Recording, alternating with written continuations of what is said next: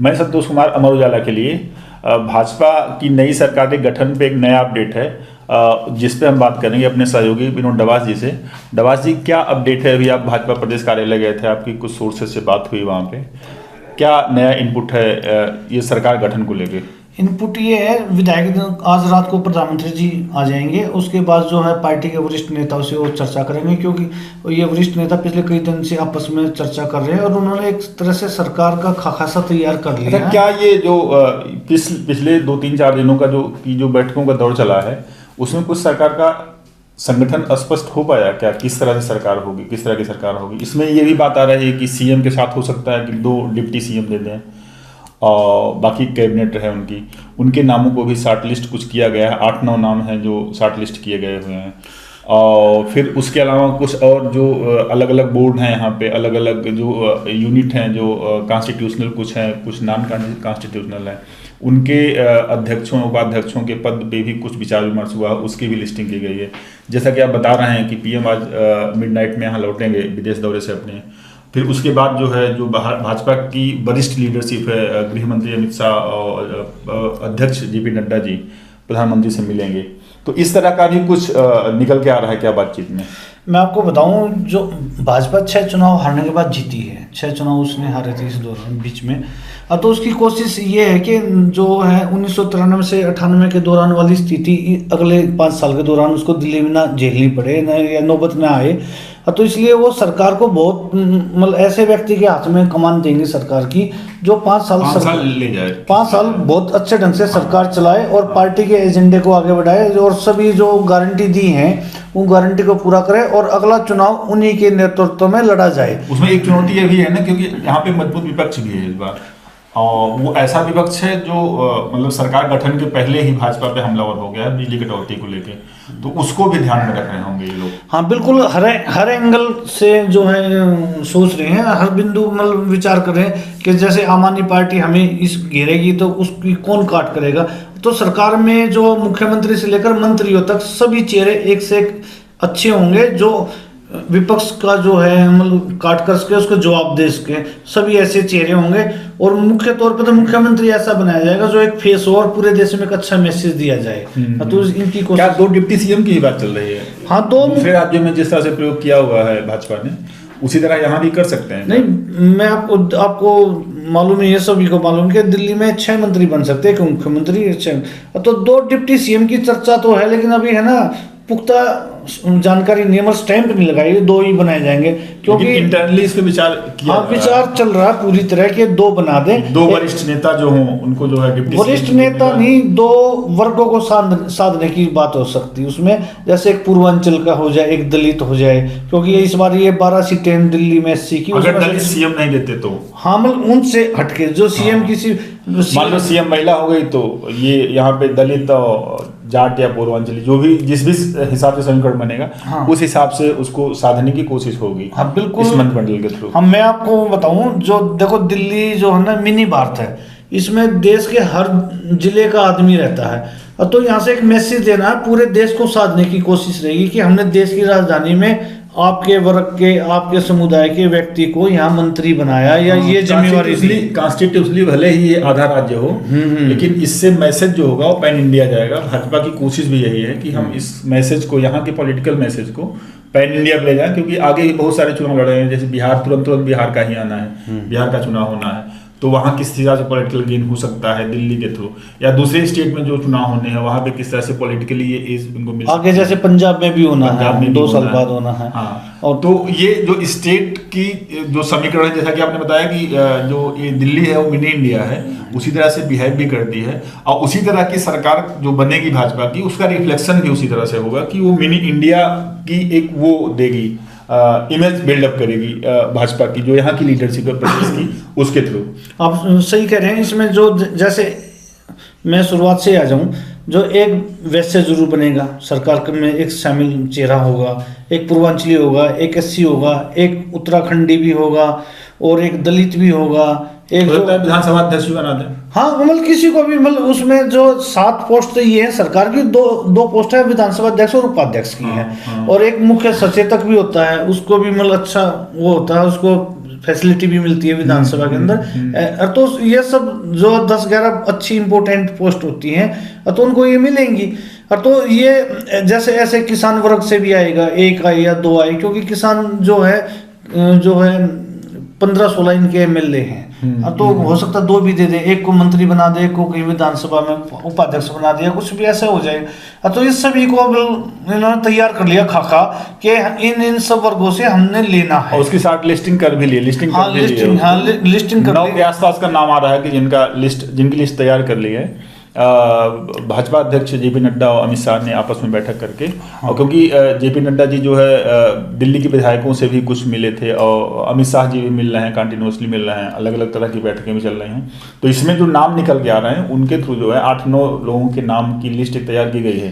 प्रधानमंत्री मिडनाइट में आएंगे तो उनके साथ जो है सेंट्रल लीडरशिप बातचीत करेगी, वो आगे का फैसला लेगी। ये भी बताया जा रहा है कि 16-17 में जो है विधायक दल की बैठक हो सकती है। मैं अभी बताता हूँ, अभी आपने बताया ना, अभी जो विधायक जो अमित शाह जी से, जेपी नड्डा जी से मिले, उन्होंने किसी नेता को, किसी विधायक को नहीं बुलाया, सभी अपने आप मिलने उनके पास जा रहे हैं। कोई बधाई की नहीं, मुलाकात के दौरान ये तो बात होती ही होगी ना, क्या कैसे चल रहा है। देखो मैं आपको संतोष जी बताऊं क्या होता है राजनीति में।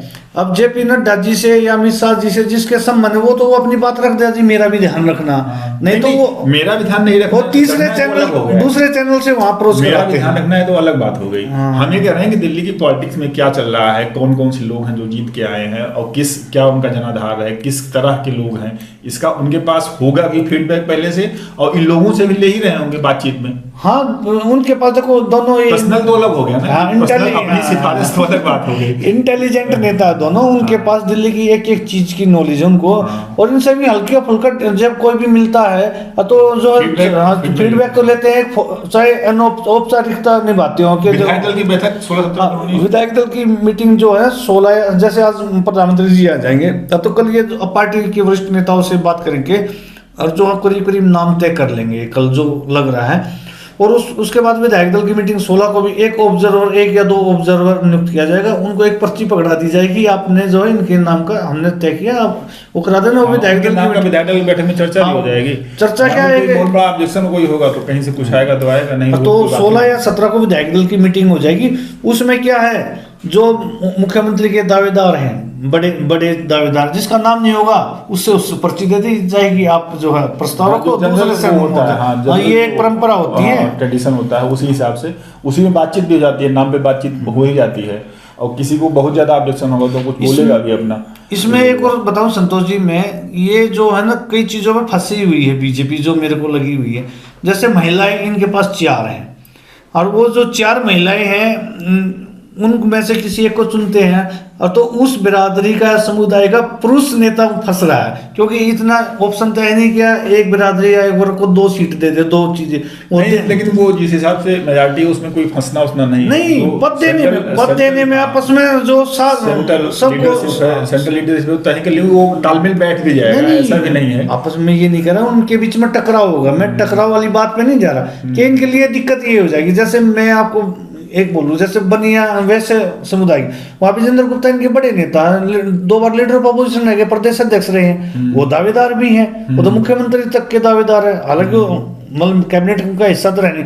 अगर लेडीज को देते हैं तो लेडीज भी वैसे समुदाय की, रेखा गुप्ता सबसे ज्यादा अनुभवी है। तो ये ऐसे फंसेंगे, मतलब ये दिक्कत है इनके सामने कि किसको दे, हम किसको ना। बातचीत में निकल आया होगा, उसका सॉल्यूशन निकाल। हाँ नहीं, अभी निकला ये कि मतलब 16-17 में बैठक होगी विधायक दल की, एक चीज। दूसरा शपथ ग्रहण समारोह भी ये आ रहा है कि 19-20 में हो सकता है शपथ ग्रहण समारोह। जैसे यहाँ से विधायक दल की मीटिंग होगी, उसी दिन ये सरकार बनाने का दावा पेश कर देंगे उपराज्यपाल के पास। उपराज्यपाल इनसे तुरंत लिस्ट मांग लेंगे, भाई आप अपनी कैबिनेट जो भी दावा पेश करने जाएगा, मुख्यमंत्री का जो उम्मीदवार होगा, नाम तय होगा, उससे कैबिनेट की लिस्ट मांग लेंगे। उसके बाद वो राष्ट्रपति के पास भेजेंगे।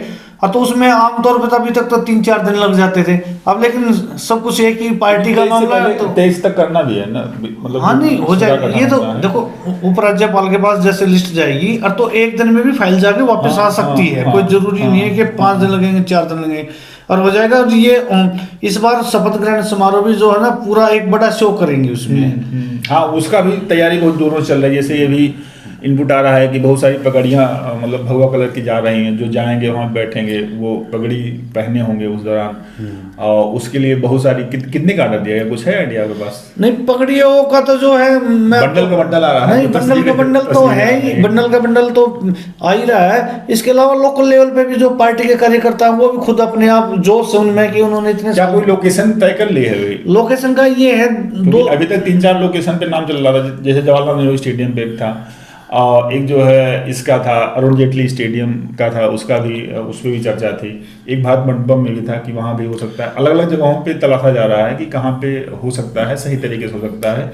जिस कैपेसिटी में लोग आएंगे, जिस क्वांटम में लोग आएंगे, वो उसमें उस ग्राउंड पे एडजस्ट कर जाएं। एक मतलब लोग आएंगे प्लस जो लीडरशिप है इसकी, एनडीए की स्पेशली लीडरशिप है, जो मुख्यमंत्री हैं अलग अलग स्टेट के, भाजपा के जो सीएम है वो रहेंगे ही, सेंट्रल लीडरशिप भी रहेगी यहाँ पे, प्रधानमंत्री समेत उनके कैबिनेट सहयोगी रहेंगे, दिल्ली के अपने नेता रहेंगे, एलजी साहब रहेंगे। तो ये सारा जो है स्ट्रक्चर होगा वो बड़े पैमाने पे उभर के आएगा कि मतलब भाजपा की जो ताजपोशी होगी मुख्यमंत्री की, वो भव्य होगी 27 साल। हाँ बिल्कुल भव्य होगी। आप जगह की बात में जो है एक टेक्निकल पॉइंट आया है कि ये अरुण जेटली स्टेडियम में हो सकता है, क्योंकि अरुण जेटली इनके दिल्ली नेता, बड़े नेता थे, राष्ट्रीय नेता थे, और वो दिल्ली के थे, दिल्ली से जुड़े हुए थे। एक तरह से उनको श्रद्धांजलि देने वाली बात भी होगी। हाँ। और फिर नेहरू स्टेडियम का नाम तो कांग्रेस से जुड़ा, नेहरू से, तो ये तो हर संभावना पे विचार करेंगे। हाँ, और स्टेडियम है तो वो हो ही सकता है, ऐसा नहीं है, नहीं मना नहीं, लेकिन ये सिंबल के रूप में, सिंबॉलिक रूप में हो सकता है कि अरुण जेटली स्टेडियम में हो। और भारत मंडपम भी बहुत बना हुआ है, नहीं, वहाँ पर कैपेसिटी ज्यादा नहीं, 5000 आदमी तक बैठ सकते हैं। हाँ। तो जो है जैसे बीजेपी जीती है, 48 सीटों पर जीती है, इतने सालों के बाद जीती है, तो बीजेपी का हर कार्यकर्ता इस जो है शपथ ग्रहण समारोह का जो साक्षी बनना चाहता है, और तो इसलिए जो है ये खुली बड़ी जगह करेंगे ताकि सभी को देखने का मौका मिल जाए, शामिल होने का मौका मिल जाए। तो ये तय है कि 20 तक जो है दिल्ली को सरकार अपनी मिल सकती है, और उसकी जो तैयारियां उसकी फाइनल स्टेज में है। भाजपा को इंतजार जो है प्रधानमंत्री के विदेश दौरे से लौट के आने का है, जो कि आज मध्य रात्रि में दिल्ली पहुंच रहे हैं अभी के लिए। लेकिन बस इतना ही। मैं संतोष कुमार, वीडियो जर्नलिस्ट भूपेंद्र कुमार के साथ, नमस्कार। अमर उजाला जीवांजलि के सारथी की मदद लें और महाकुंभ में स्नान जरूर करें।